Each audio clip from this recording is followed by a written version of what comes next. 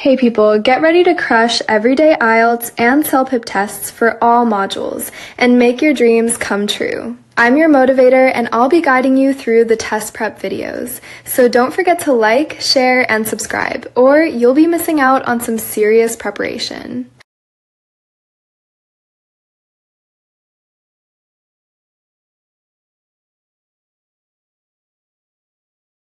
Do you enjoy visiting museums or galleries? Yes, I enjoy visiting museums sometimes. I went to a history museum last year and it was quite interesting. I liked seeing old objects and learning about the past. I don't go very often because I'm busy with work, but when I have free time, I like to visit them.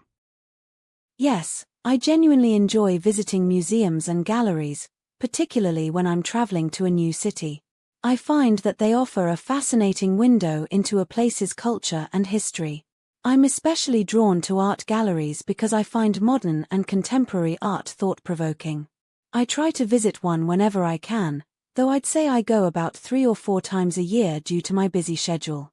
Absolutely, museums and galleries hold a special place in my life. I'm particularly captivated by art galleries that showcase work spanning different historical periods, as they allow me to trace the evolution of human creativity and expression. What I find most compelling is the way a single visit can shift your perspective entirely. You walk in thinking you know something about a period in history, and you leave with a completely revised understanding. I try to visit at least once a month, and I often attend evening openings which tend to have a rather vibrant atmosphere.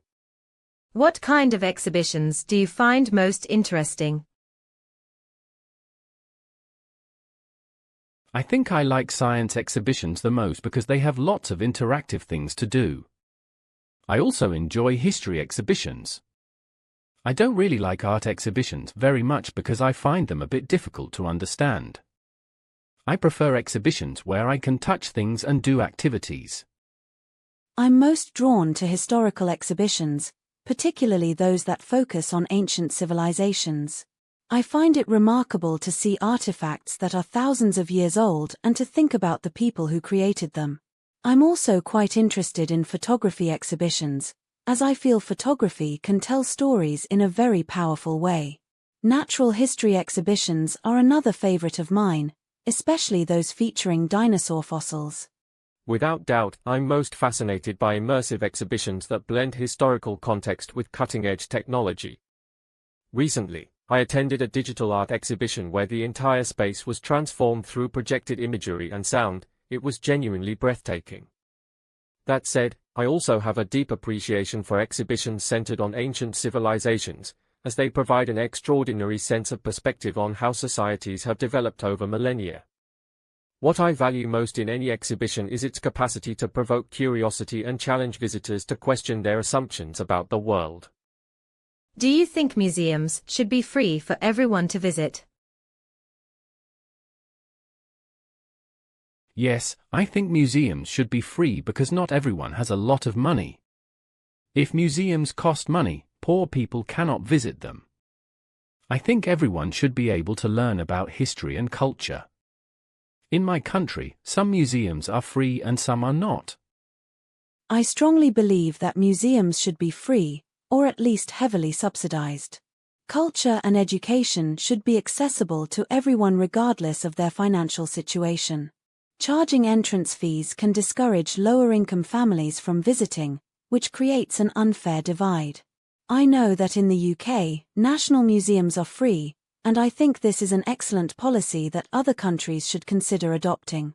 Funding could come from government grants or private sponsorship instead. This is a question I feel rather passionately about. I firmly believe that museums ought to be freely accessible to all members of society, as they serve a fundamentally educational and cultural purpose. When admission fees are imposed, they inevitably create barriers for lower-income families and young people, which is deeply inequitable. The United Kingdom's model of free national museums is, in my view, exemplary. It ensures that cultural heritage belongs to everyone, not merely those who can afford it. Sustainable funding can absolutely be achieved through government investment, corporate sponsorship, and voluntary donations without compromising accessibility.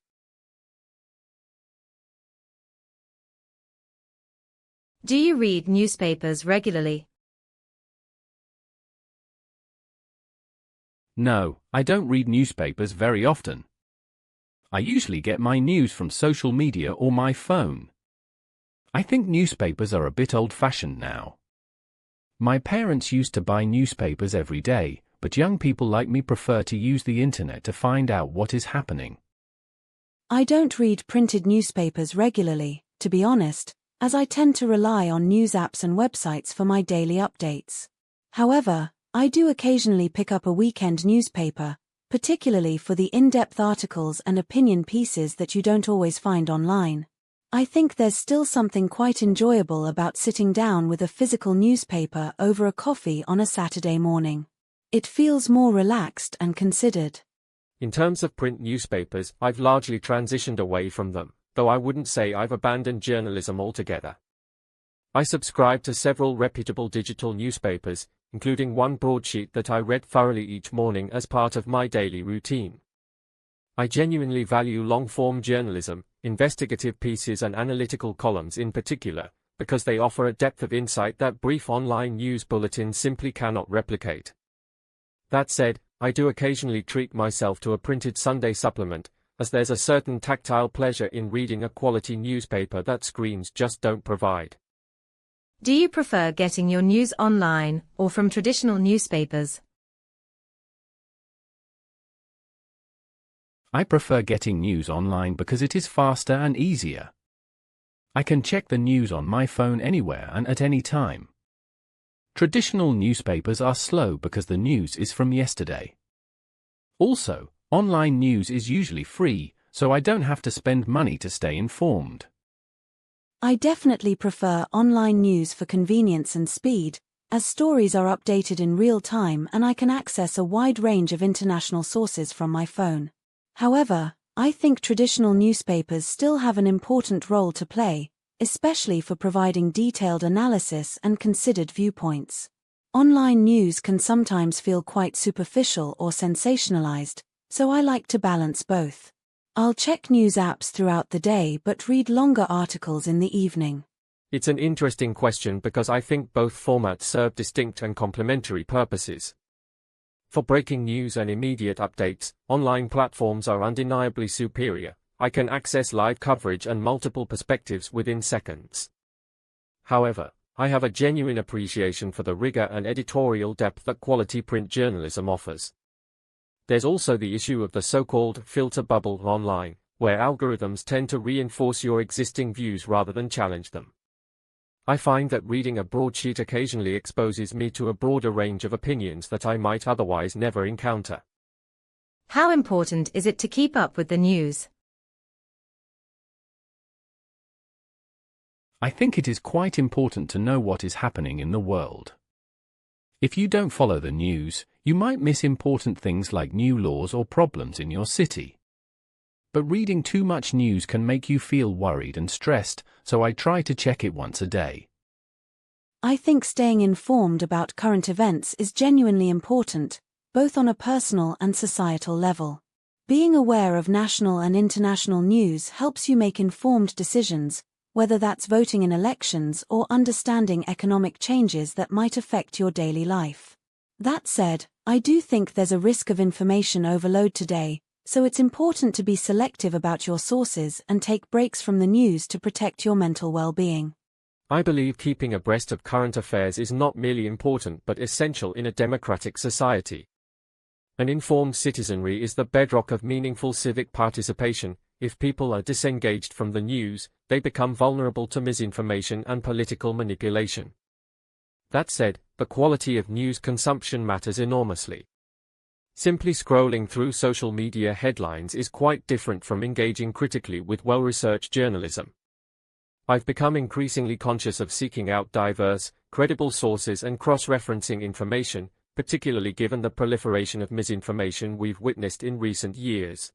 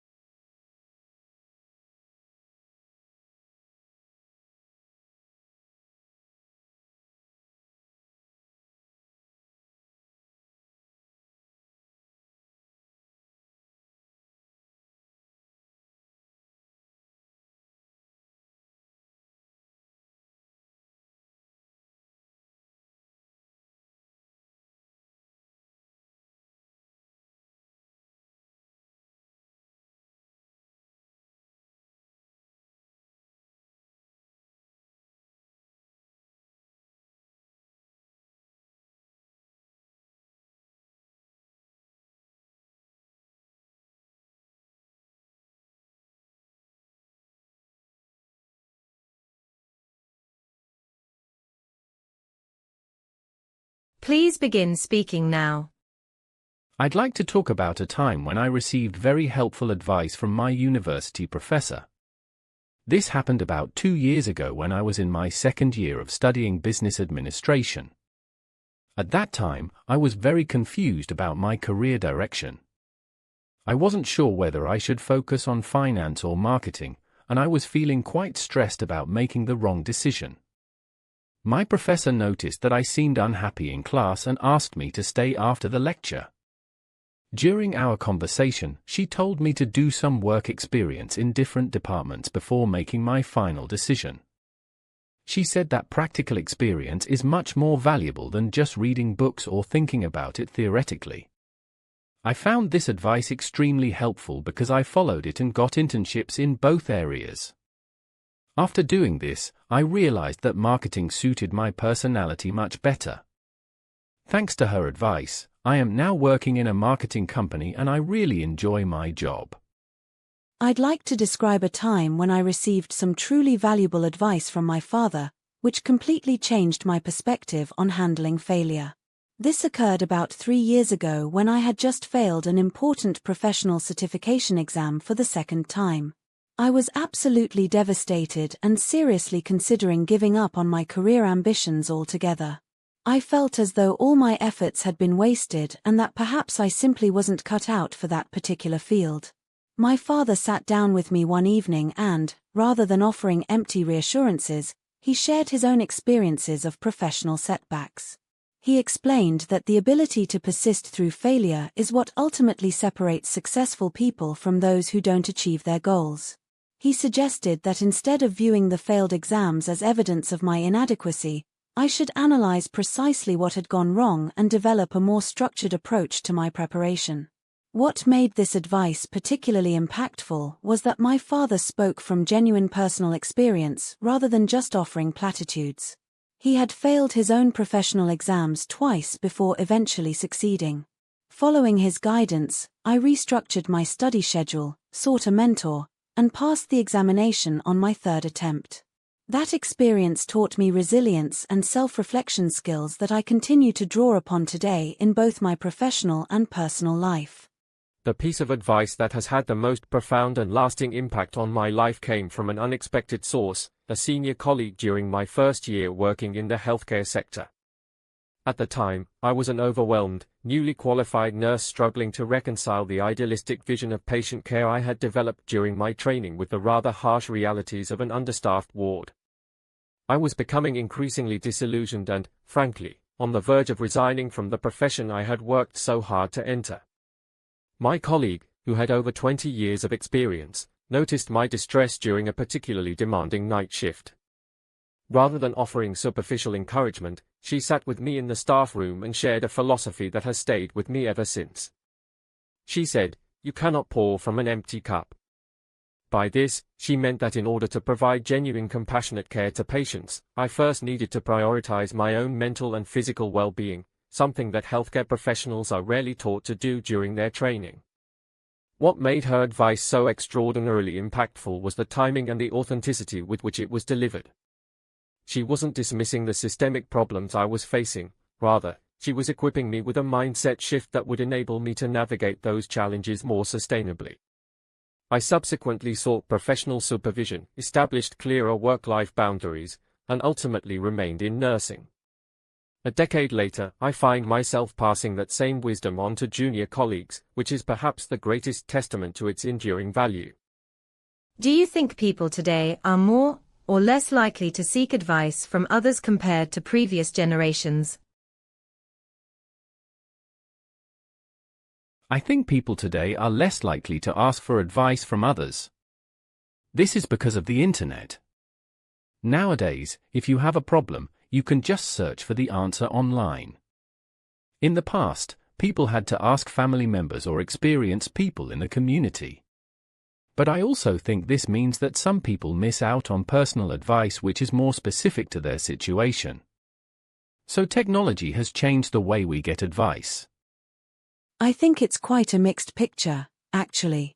On one hand, people today have unprecedented access to information through the internet and social media platforms, so they're arguably less dependent on seeking personal advice. However, I'd argue that people are actually seeking more advice than ever before, just through different channels.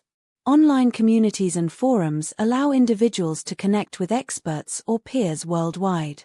The challenge is evaluating the quality of that advice, since anyone can offer an opinion online.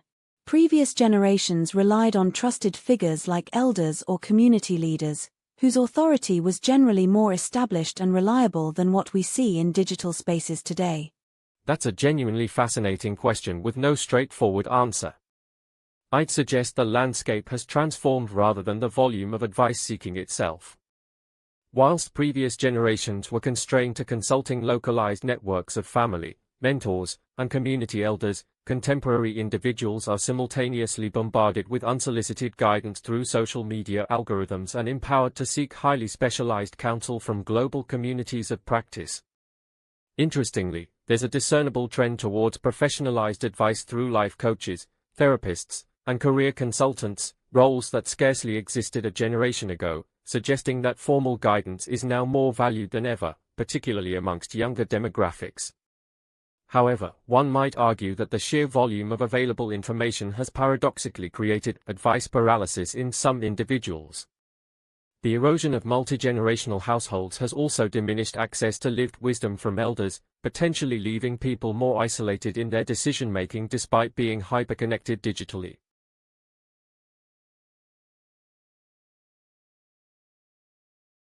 In what ways do young people and older generations differ in the type of advice they typically seek?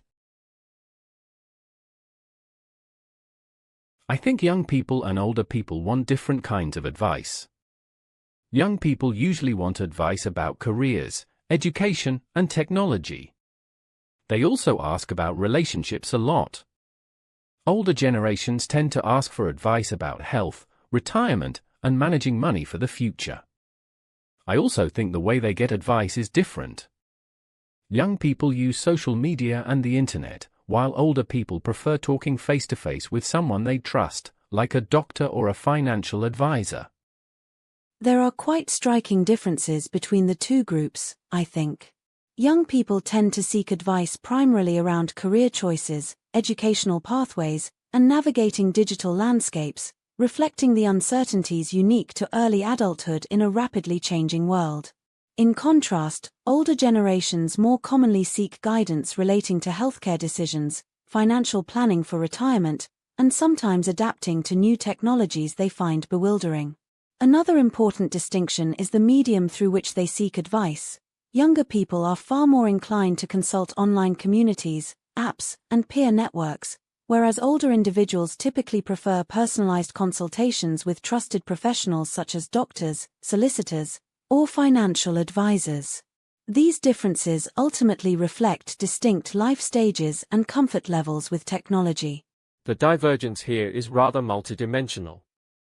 Younger generations, having come of age during a period of profound economic uncertainty and technological disruption, predominantly seek advice concerning career trajectory, entrepreneurial ventures, mental health management, and identity, reflecting a generation grappling with more fluid social structures and fewer prescribed life pathways than their predecessors.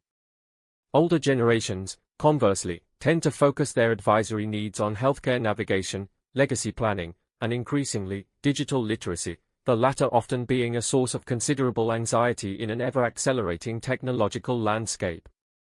What's particularly noteworthy is the epistemological shift in how each group evaluates credibility. Younger individuals are arguably more comfortable with peer-sourced, crowdsourced, or algorithmically curated advice, whereas older generations maintain a stronger deference towards credentialed professionals. This generational divergence reflects not merely different life priorities, but fundamentally different frameworks for determining whose counsel is deemed trustworthy and authoritative. How important is it for governments to provide advisory services and support for citizens facing major life decisions?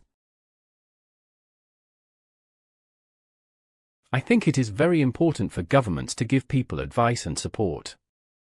Many people face difficult decisions about things like education, health, and money, and they don't always know where to go for help.